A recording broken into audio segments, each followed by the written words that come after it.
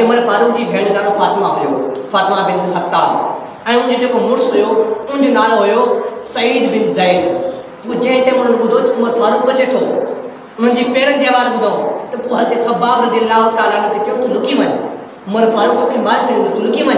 उहे लुकी विया। जंहिं टाइम उमर फारूक अंदरि आया चवण लॻा तव्हां हाणे छा पढ़ियो पिया? मां कुझु ॿुधुमि तव्हां कुझु पढ़ियो पिया। चई असां का शइ न पढ़ियो पिया।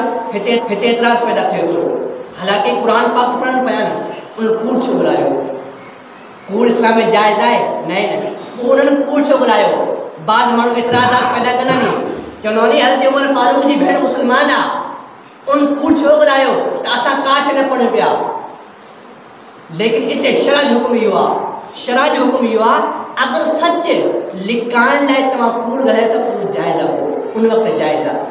अगर सच आहे, सच खे तव्हां अगर सच ॿुधाईंदा वे तव्हांखे नुक़सानु थींदो, नुक़सान खां बचण लाइ कूड़ हणणु शरीयत में जाइज़ आहे, तव्हां कूड़ हणी सघो था।